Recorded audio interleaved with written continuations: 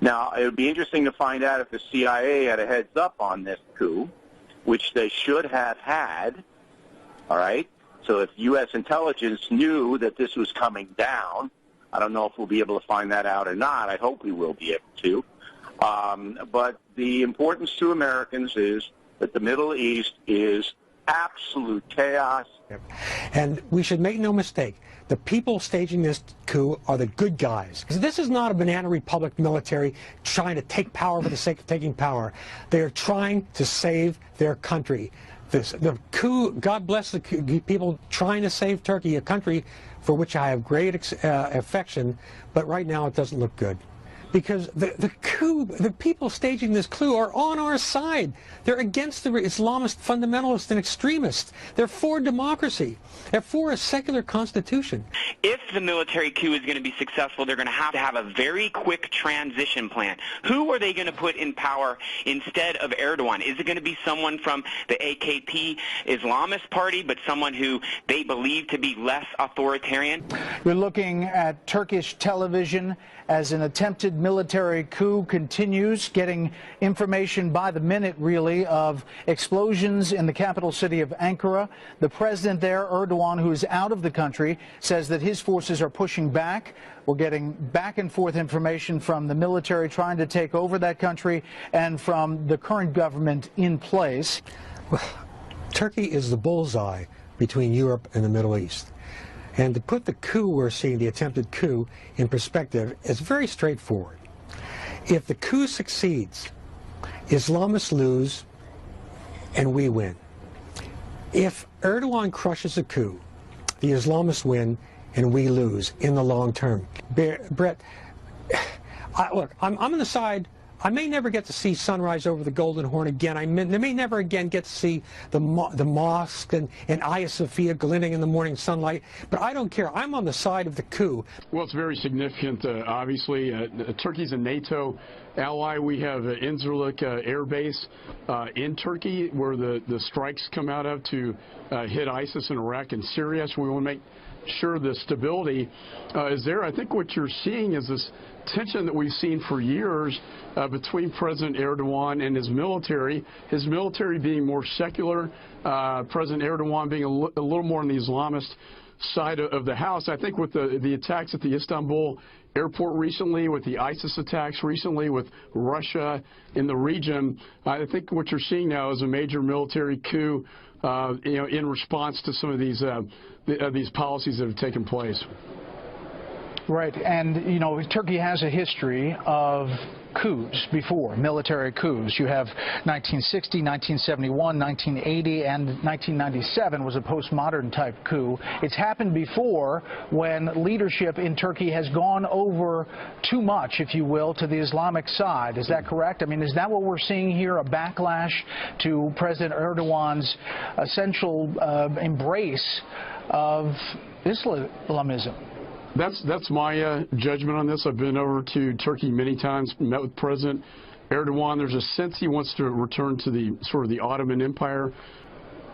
We should say that all flights have stopped in and out of Ankara and Istanbul. We're being told by the State Department, and there you see live Sky News pictures from Istanbul moving there in the streets. We are told that military is taking to the streets. President Erdogan, on an interview, said that the nation should be out in squares to fight against this coup, but the military itself has gotten to the airwaves and state TV and read that they have taken control. We're getting word now over the wires that military helicopters have been taking out the satellite dishes in Ankara and that the state TV is now off the air, at least in some parts.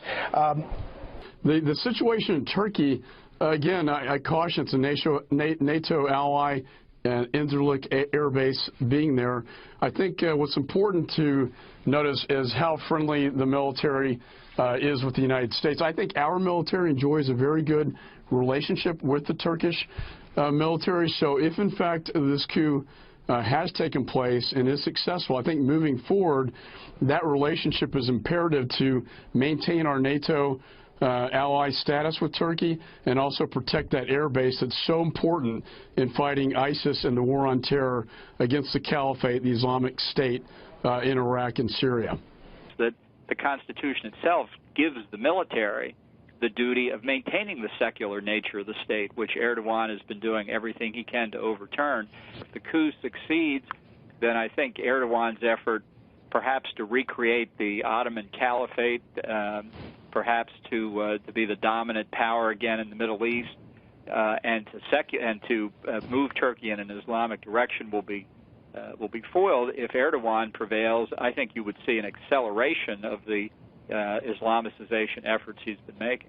I think this really is kind of a last stand by the secularists who are still in the army, and that may bode poorly for their chances of success. But on the other hand, as I say, at least on a public level, I don't think we have now any estimate of how much of the military backs the coup and how much of the military and the police oppose the coup. But Erdogan is someone we know, is someone we have worked with for a while. Well, we need that base. I don't agree with that. I don't agree with that. He was head of the AKP party back in 2003 when the United States sought permission from the government of Turkey to bring in the 4th Infantry Division across the Turkish border into Iraq. And we couldn't get the votes. And Erdogan said, oh, well, you know, I did my best, and so on and so forth. I have always believed he sabotaged our efforts back then. So I have no charity in my heart for Erdogan. If he goes down, I'm not shedding any tears. I don't think he's been a friend of the United States. If the military is successful in this coup, who does emerge as the one in charge? And, what's the certainty there for us? Well, I don't think we know, but, we know Vladimir Putin and Xi Jinping well, too. That to me is not evidence in support of their remaining in power necessarily. I think there could be confusion if the military prevails. It likely is people at the lower general grade level who are doing this because they're the last ones that haven't been purged. If the coup has failed, as I said several times earlier, I think it was a last-ditch effort, and it's failed. If it has failed, then I think there's no checks and balances left against Erdogan really turning Turkey in a very Islamicist direction and a very authoritarian direction under his presidency. I just think we need to know more here. Where is Erdogan, for example? He was apparently out of the country. Has he made it back in? He was trying to get into Ankara. Is he in Istanbul? Where is he exactly? It's tough to be in control of your country if you can't land in it. But still, fundamentally, I think we need to know what the disposition of the military forces is. If the military can hold together, there may yet be a chance for the coup to succeed. Indeed, we have fragments. All we know is that there's martial law, that Erdogan, at least, we don't know where he is, that he has appeared on TV using FaceTime to CNN Turk, and it's very curious what is going on, but the pictures are distressing.